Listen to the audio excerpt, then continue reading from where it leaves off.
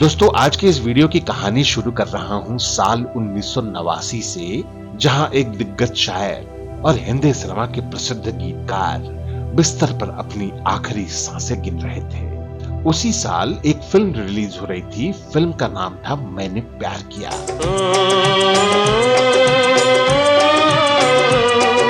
Film release हुई और superhit हो गई।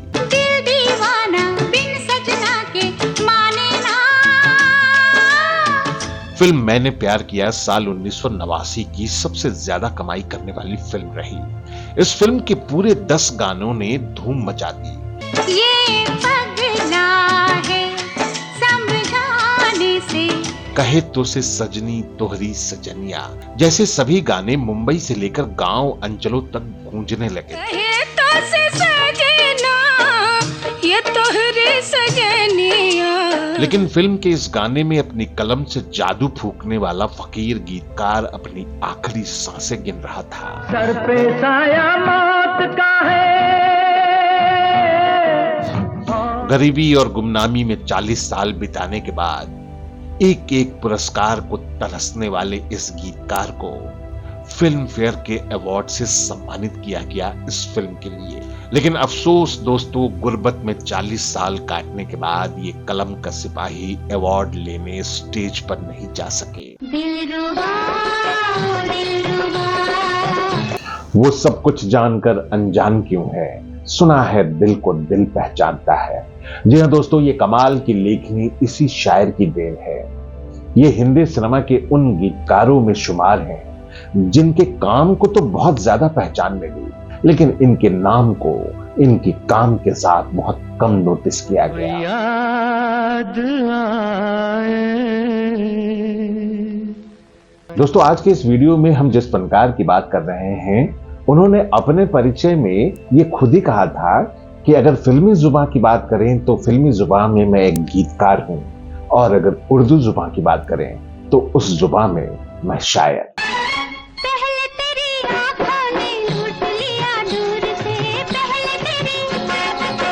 जी हाँ दोस्तों, आज के इस वीडियो में हम बात करेंगे गीतकार असद भोपाली साहब की। बनाए जा बिगाड़े जा बनाए जा के हम तेरे। असद भोपाली साहब के गीतों की वजह से हिंदी सिनेमा का संगीत समृद्ध हुआ। 100 बार जन्म लेंगे, प्यार बांटते चलो, प्यार बांटते चलो, प्यार। उनके गीतों को जितनी शोहरत मिली, उन्हीं लोकप्रिय गीतों के गीतकार को वो शोहरत नहीं मिली जिसके वो सचमुच के हकदार थे। अजनबी तुम जाने पहचाने से लगते हो, की बातें दिल ही जाने, आंखें छेड़े। तो बने रहिए हमारे साथ आज के इस दिलचस्प वीडियो में। नमस्कार दोस्तों, मैं हूं विजय पांडे और आप देख रहे हैं golden moments with Vijay Pandey. Video में आगे बढ़ने से पहले आप हमारा चैनल सब्सक्राइब करना ना भूलें। जब आप सलामत हैं फिर हमको कमी क्या है, आपकी नायकी, आपके घर।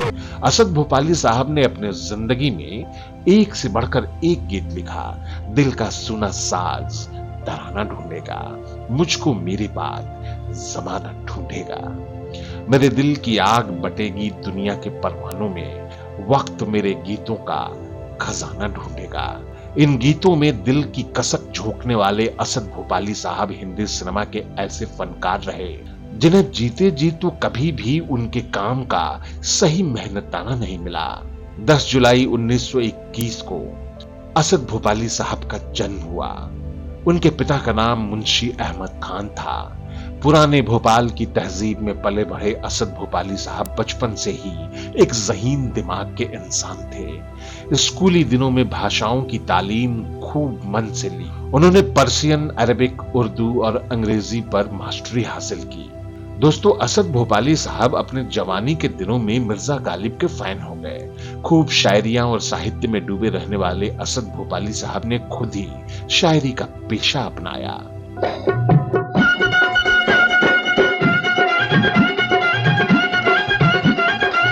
असद भोपाली साहब 21 साल की उम्र में ही मुशायरों में शिरकत करने लगे और अपने शेरों सुखन से लोगों का दिल जीतने लगे। मैं खुश नसीब हूँ, मुझको किसी का प्यार मिला।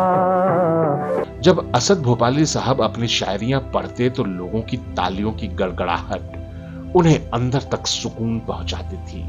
उन्हीं तालियों के बीच असद साहब की जवानी बीतने लगी और इन्हीं तालियों के बीच असद भोपाली साहब के मन में फिल्मी दुनिया में काम करने का ख्वाब भी पनपने लगा। तेरे बिन जीना सकेंगे सनम। असद साहब जब 28 साल के हुए तो किस्मत ने उन्हें पुकार लगाई। तारीख थी 5 मई और साल था 1949। दोस्तों, भोपाल टॉकीज में एक मुशायरा हो रहा था। उसमें 28 साल के असद भी शिरकत कर रहे थे। असद भोपाली साहब जब स्टेज पे आए तो अपनी शायरी सुनाई। ऑडियंस में बैठे फजली ब्रदर्स और निर्देशक हसनैन को उनकी शायरी बेहद पसंद आई और उन्होंने असद को अपनी फिल्म दुनिया के लिए 500 रुपए देकर साइन कर लिया। इस फिल्म के गाने पहले आरजू लखनवी लिख रहे थे, लेकिन आरजू बंटवारे के बाद पाकिस्तान चले गए और असद को मुंबई की माया नगरी का बुलावा आ गया। असद भोपाली साहब की शायरी उन निर्माताओं को बहुत अच्छी लगी और उन्होंने उन्हें मुंबई आने का न्योता दे दिया और इस तरह से फिल्म दुनिया से हिंदी सिनेमा के संगीत में असद भोपाली साहब की एज ए गीतकार एंट्री हुई। रोना है तो रो चुपके चुपके, आंसू न बहे आवाज न हो। असद भोपाली साहब ने अपने हुनर का प्रमाण दे दिया। साल 1951 में B.R. चोपड़ा अपनी फिल्म अफसाना के लिए गीतकार ढूंढ रहे थे। इसी दौरान उनकी मुलाकात असद भोपाली साहब से हुई और लगे हाथ B.R. चोपड़ा साहब ने असद भोपाली साहब को फिल्म में गाने लिखने की जिम्मेदारी सौंप दी। दोस्तों, असद भोपाली साहब ने भी अपने हुनर के पिटारे से 6 गीत निकाले। किस्मत बिगड़ी दुनिया बदली, फिर कौन किसी का होता है। असद साहब ने अपने गीतों के माध्यम से फिल्म की सफलता में महत्वपूर्ण योगदान दिया। इस फिल्म के सभी गानों ने धूम मचा दी। यहीं से असद भोपाली साहब की कलम की कला गूंजने लगी। हालांकि असद साहब के करियर का ग्राफ तो बढ़ने लगा, लेकिन तत्कालीन दिग्गज गीतकार मजरूह सुल्तानपुरी, जान निसार अख्तर साहब, राजेंद्र कृष्ण, कुमार बाराबंकी और प्रेम धवन की छांव में असद भोपाली साहब का हुनर दबसा गया। वो जब याद आए, बहुत याद। असद भोपाली साहब करीब 40 साल तक फिल्मों में गाने लिखते रहे। दोस्त बन के आए हो, दोस्त बन के ही रहना। लेकिन कभी भी उनके लोकप्रिय गीतों की वजह से वो पहचान नहीं मिली जैसा कि बाकी के गीतकारों को मिलती थी। मैं जिस दिन भुला दूं तेरा प्यार दिल से, वो दिन आखिरी। मुंबई के छोटे छोटे घरों में असद भोपाली साहब का जीवन बीत गया, लेकिन फिल्मों में उनके लिखे नगमे दूर दराजों तक लोगों को ठंडक पहुंचाते रहे। हम तुमसे जुदा होके मर जा। असद भोपाली साहब अक्सर ये कहा करते थे कि जिंदगी ने उनके साथ न्याय नहीं किया, लेकिन दोस्तों, ऊपर वाला किसी भी मेहनत का फल निराशा में नहीं देता और असद भोपाली साहब के साथ भी ईश्वर ने लगभग ऐसा ही किया। साल 1989 आते आते असद भोपाली साहब अब काफी बीमार रहने लगे थे और उम्र भी हो चली थी, लेकिन किस्मत ने उन्हें एक बार फिर से दगा दिया। असद भोपाली साहब लकवा से ग्रसित हो गए। असद भोपाली साहब लकवा ग्रस्त होने के पहले उन्होंने डायरेक्टर सूरज बड़जात्या साहब को फिल्म मैंने प्यार किया के लिए 10 गाने लिखकर दिए थे। ये फिल्म असद भोपाली की जिंदगी की आखिरी फिल्म थी। तू चल मैं आई। दोस्तों, जब इन गानों को तैयार किया गया तो सलमान खान साहब के करियर की दूसरी फिल्म में, जिसका नाम मैंने प्यार किया था, उस फिल्म में डाला गया। ये फिल्म तो सुपरहिट रही ही, साथ ही सलमान खान साहब रातों रात सुपरस्टार बन गए। असद भोपाली साहब को इस फिल्म के लिए फिल्म फेयर का अवार्ड दिया गया, लेकिन असद भोपाली साहब लकवाग्रस्त हो चुके थे। उसी लकवाग्रस्त अवस्था में ही उनके परिजन उनको भोपाल ले गए। इस कारण वो अवार्ड समारोह में शामिल नहीं हो सके और इस अवार्ड के ठीक 3 महीने के बाद ही असद भोपाली साहब इस दुनिया को अलविदा कह गए। अगर जिंदगी ने असद भोपाली साहब को वो मुकाम, वो शोहरत, वो सम्मान पहले दिया होता जिनके वो हकदार थे, तो शायद हिंदी सिनेमा के संगीत में कुछ और बेहतरीन नगमे असद भोपाली साहब जोड़ पाते। लेकिन असद भोपाली साहब को अपने साथ किस्मत के द्वारा हुए अन्याय को देखकर हमेशा ये बात खाई जाती थी कि किस्मत उनका साथ नहीं दे रही है।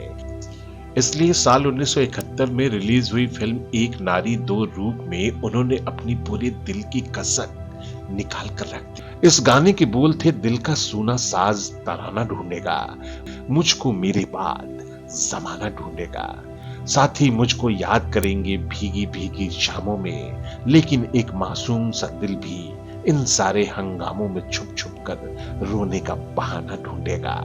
साल 1990 में संगीत का ये सितारा हमेशा हमेशा के लिए इस दुनिया को छोड़कर चला गया, लेकिन असद भोपाली साहब के ये गीत 50 साल बाद भी यहाँ उनकी मौजूदगी का एहसास दिलाते हैं और आने वाले 50 साल बाद भी ये एहसास दिलाएंगे। असद भोपाली साहब जैसे हिंदी सिनेमा के कलम के जादूगर को हमारा सलाम। अरे मुझको मेरे बाद जमाना ढूंढेगा, दिल का सूना साज। तो दोस्तों, ये था हमारा आज का वीडियो। हमारा ये वीडियो आपको कैसा लगा हमें कमेंट बॉक्स में जरूर बताइएगा। और अगर आप अपनी कोई राय हमें देना चाहते हैं या आप अपनी कोई फरमाइश पर वीडियो देखना चाहते हैं तो आप हमें ईमेल भी कर सकते हैं। हमारा ईमेल आईडी है goldenmomentswithvijaypande@gmail.com। अब अपने इस दोस्त और होस्ट विजय पांडे को दीजिए विदा। अगले वीडियो में हम फिर हाजिर होंगे ऐसे ही कुछ नायाब फनकार के नायाब किस्से को लेकर। तब तक के लिए नमस्कार।